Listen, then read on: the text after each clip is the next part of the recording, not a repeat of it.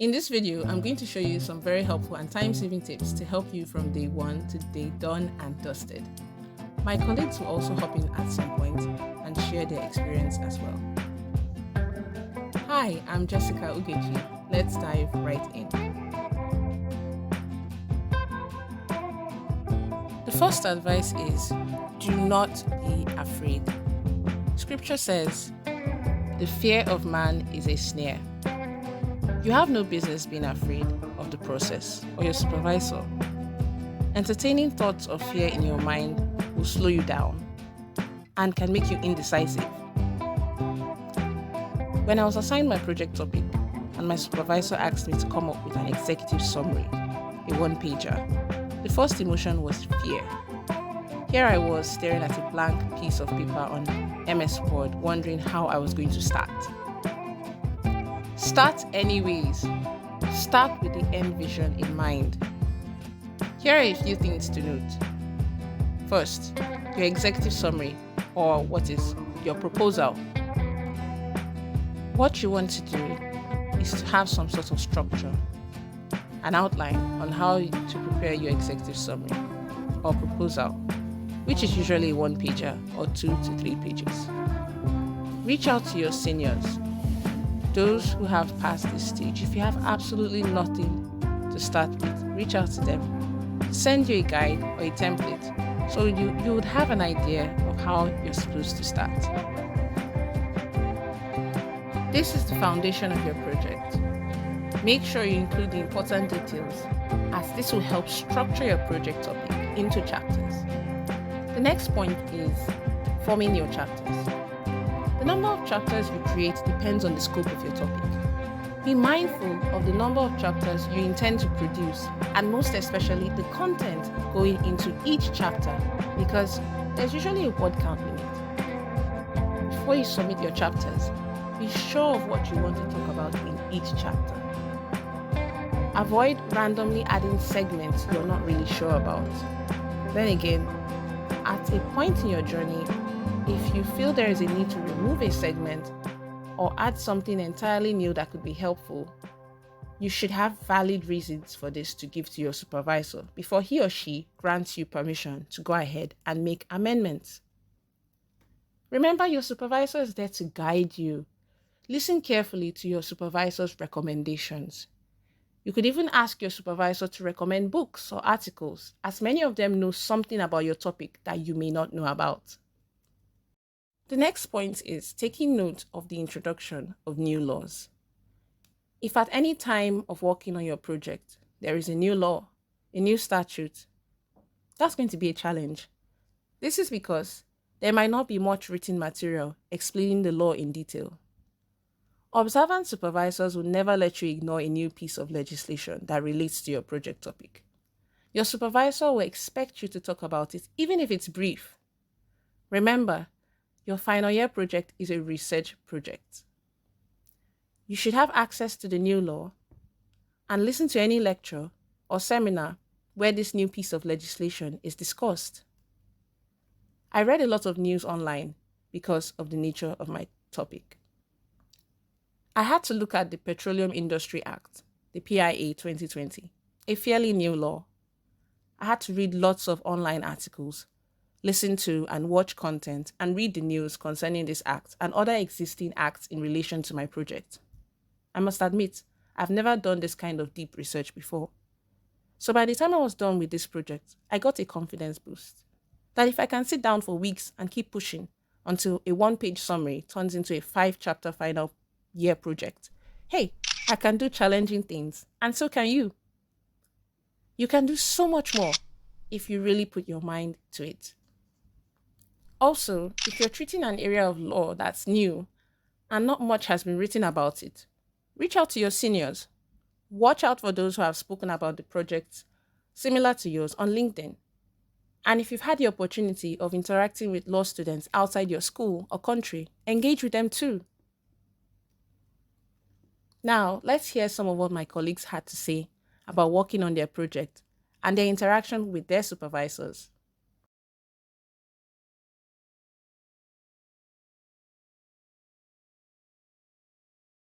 Project in itself, right? You just like see it as a marathon and all this. It's very important to do time management because by the time you start the research, it's always more intense than you thought it was, right? It's always more.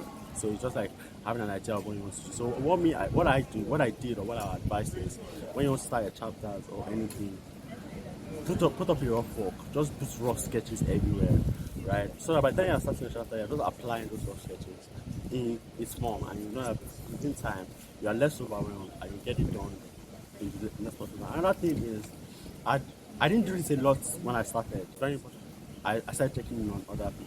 I asked a few of my friends who we had the same supervisor, right? And when this person tells me that, oh, I'm almost done with chapter one, I'm spoiled. It's just like, but I didn't do that. That was not the first, like, I didn't do that with methodology starting my project. It was like when I was on half into my project. Let's adjust your project. Let us see your project. Hey, graduates. Okay, my question for you is this. What do we as students who are preparing to write our project, what do we need to do to be consistent? Of things goes into your consistency here. Yep. So number one is your lecturer available, the availability of your lecturer. First, like your supervisor, sorry. If your supervisor is available, then you can start your consistency plan.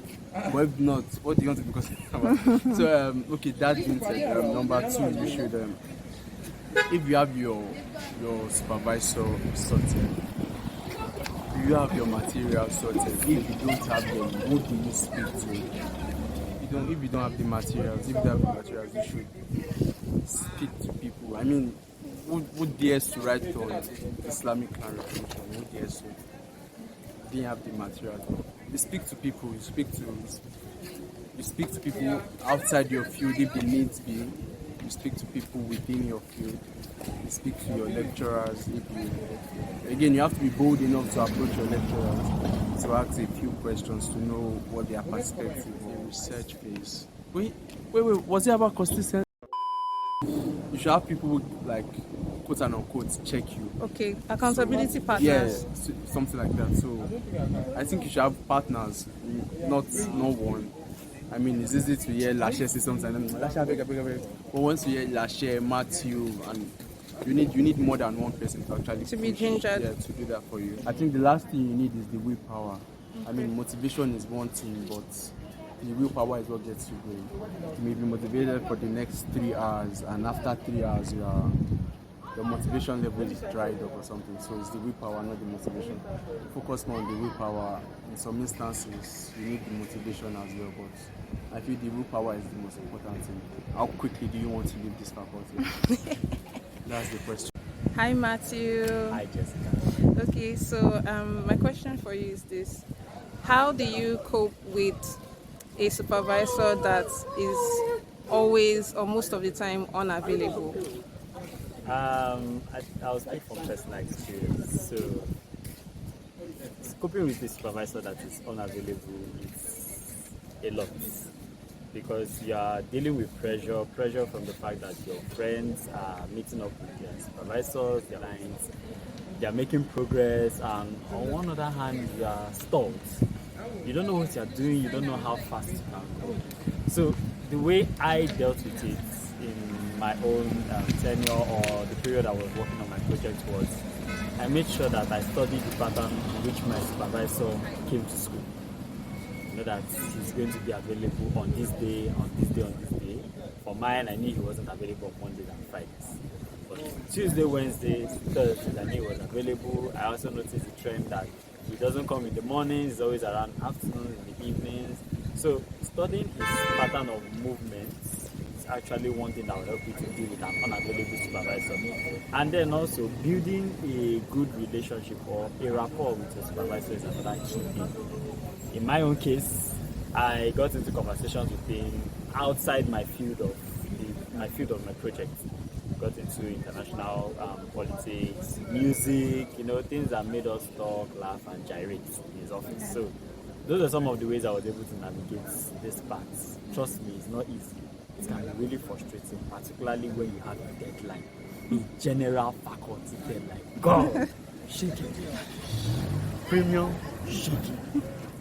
What do you need to prepare for when you're about to see your supervisor? What are 3 things that you give us to prepare for before we go to see our supervisors? Yeah, supervisor. You know, so for me, my supervisor didn't give me much issues, and there was nothing much to prepare for. But I think the most important thing is that don't go to your supervisor. Go to your supervisor with enough, basically. Like you need to have enough to show your supervisor. You can't go to meet your supervisor with probably scanty work, or just do due diligence. It's very, very important when you're going to see your supervisor, because there are some stories I heard. But luckily for me, my supervisor didn't give me issues, and I feel I did my due diligence to a great extent. So yeah, but the major thing, I don't know, I can't list 3 things, but the major thing, just do your due diligence when going to your supervisor to. Like, don't be in a hurry to Don't rush. be in a hurry. Because Try they'll be make back and sure, forth. whatever you're doing, just make sure you do it well. Don't go with scanty work. Make sure you do all the things down to the littlest of things. Make sure you dot all your I's and cross all your T's. Here's a quick advice on time management. Before you start your project, you should have a second brain. A second brain to store all the links to the articles you started reading even before and after you assigned your project topic. You could use an app or simply open a Microsoft Word document. List out your chapters and subcategories in your chapters, and then place the online sources you found and you intend to expand on. I used Notion to arrange links based on where the message would be relevant per chapter. This made it much easier to find what I was looking for, instead of having 99 tabs open on my phone or numerous unending tabs on my browser. Did you know the numerous tabs you've opened and pinned are consuming more data every time you open your browser? Reading something very important and trying to remember the source and not being able to find it can be really frustrating, especially if it's very important. So try as much as possible to stay organized by having a second brain on your computer. Next point is timing your chapters. It is very important to have a sense of urgency to get your project moving, paragraph by paragraph, page by page, and chapter by chapter, one day at a time. I've heard my seniors say, give each chapter 2 weeks each, which is good, but this may not work for everyone, as certain things may sometimes disrupt the flow. That's okay. Do not panic. You'll be fine. One of my chapters took longer than 2 weeks to complete, while a shorter chapter took 7 to 8 days. What truly matters is your consistency. Showing up each day. Despite jumping bus to get to campus, showing up for 8 a.m. classes, working on assignments, giving your compulsories adequate attention, and just trying to breathe and be a human being. Keep showing up. Even if what you can do is 10 to 15 minutes of work, that simple act is an encouragement to show up the following day and follow through. Finally, as Lasha said earlier, don't be too hasty to submit a chapter to your supervisor. Make sure you dot your I's and cross your T's. When you're sitting or standing before your supervisor, you will be asked questions, and you have to be ready to defend what you've written. For the best results, follow the citation guides. Check and double-check your work for mistakes, spelling errors, and other kinds of errors. If you're asked where you got a paragraph that may have been lifted from the internet and you did not put any reference in, you may remain on that chapter until all the problems are fixed.